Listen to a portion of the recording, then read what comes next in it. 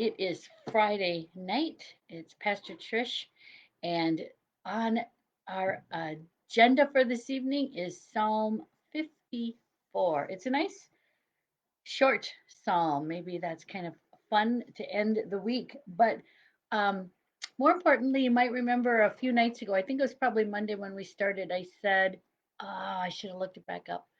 Several of the Psalms that we've been doing this week, and I think into next week, I think maybe like the next 12 Psalms were attributed to King David. I think it was 12, and 8 out of the 12 referenced a specific um, story or a specific event in his life. And so I thought tonight I would share with you the event that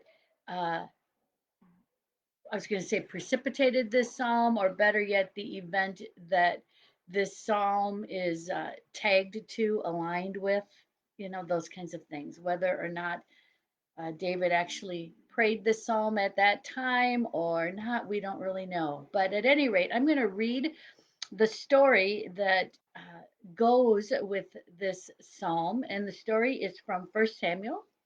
The books of Samuel, First and Second Samuel, tell the story of King David and what happens. And where we are in this story is that the present king, Saul, is after David, of course, and wants to kill him because he knows that David is a rival, that David has is likely going to take over the throne from him, and Saul doesn't want that. So he's hunting for him, looking for him, and that's kind of where our story picks up. I am in the 23rd chapter of First Samuel, and this is kind of a literary translation. So it's easy to read. Reads like a story is maybe the way to talk about it. It's a translation by Robert Alter.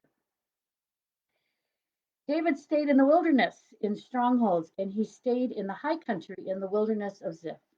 And Saul sought him all the while, but God did not give him into his hand. And David saw that Saul had come out to seek his life, and David was in the wilderness of Ziph in the forest. And Jonathan, the son of Saul, was in the wilderness of Ziph. Excuse me. And Jonathan, the son of Saul, arose and went to David in the forest and bade him to take heart in the Lord. Jonathan said to David, "Do not fear, for the hand of Saul, my father, shall not find you, and it is you who shall be king over Israel, and I, on my part, will be your viceroy. And even Saul, my father, knows it." And the two of them sealed a pact before the Lord, and David stayed in the forest, but Jonathan went to his house. And Ziphites came up to Saul at Gibeah, saying, "Is not David hiding out among us in the strongholds in the forest on the hills of Hachilah to the south of the wasteland? And so whenever you may desire, O king, to come down, and ours is the part to deliver him into the hand of the king." And Saul said, "Blessed are you to the Lord, for you have shown pity on me. Go, pray, make certain, and mark and see the place where his foot treads, and who has seen him there. For it has been said to me that he is very cunning.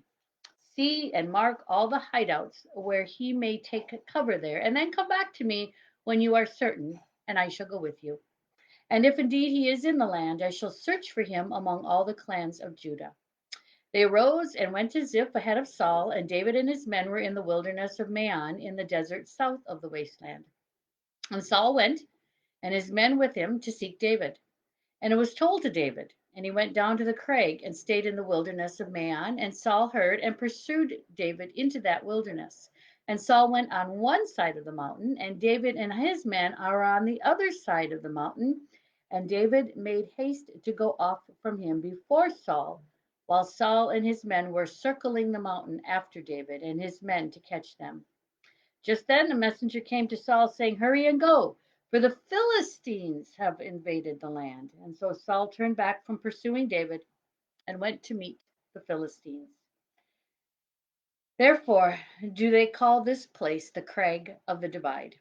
And David went up from there and stayed in the strongholds of En Gedi. And so David escapes from Saul and is delivered as he has prayed to the Lord in Psalm 54. This is Psalm 54. God, save me by your name, defend me by your might. God, hear my prayer. Listen to the words of my mouth. The proud have come up against me. Violent people want me dead. They pay no attention to God. But look here, God is my helper. My Lord sustains my life. He will bring disaster on my opponents, and by your faithfulness, God, destroy them. I will sacrifice to you freely. I will give thanks to your name, Lord, because it is so good, and because God has delivered me from every disaster. My eyes have seen my enemies' defeat. We know indeed that God is with David and will prevail. David becomes, as we know, the king of Israel, a great king. And uh, and so he trusts in the Lord, even when it looks pretty ominous, even when it looks difficult. And I just want to close now um, with something that one of the commentators I read, Beth Tanner, wrote about this. As we think again about what's it mean for us, and in our world today, where there is a lot of cruelty going on, where there is a lot of violence and wickedness in our midst, perhaps closer to home than we sometimes want to admit. And so she says, in a world of violence and cruelty, it's hard to be confident that God's always going to be able to make it right. This psalm, however, invites us to affirm the words and to share in the confidence of the one who is praying, in this case, in the words of King David.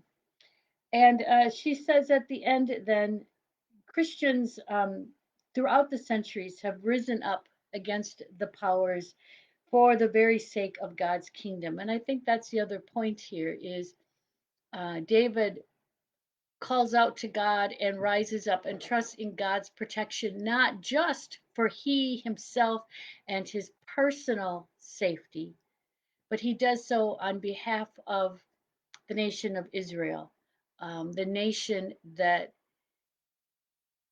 deserves, needs to, will be, thanks to God's hesed, God's loving faithfulness, will be ruled by someone who can show much more justice than is currently happening. And so, in the same way, we understand that we as Christians today also, in some ways, rise up and work for justice in God's kingdom here yet today. And so she says, yet Christians throughout the centuries have risen up against those powers for the very sake of God's kingdom. Justice may be delayed, but justice is the end result. Those who live to harm others will eventually have to face up to how they have chosen to live their lives. We trust in this, that God will prevail, that God's justice will prevail, even on days when it's difficult to see it, even in seasons of life when it's difficult to see. Still, as you remember a couple of days ago, we closed with the blessing about hope. We still hope and trust God will prevail. And we, as followers of God, will be a part of that work to see justice prevail. So may those be words of hope that can live in you. And I hope and pray that you have a pleasant evening, a blessed weekend. I hope that you are blessed by worship wherever you are worshiping this Sunday. And I'll see you again on Monday.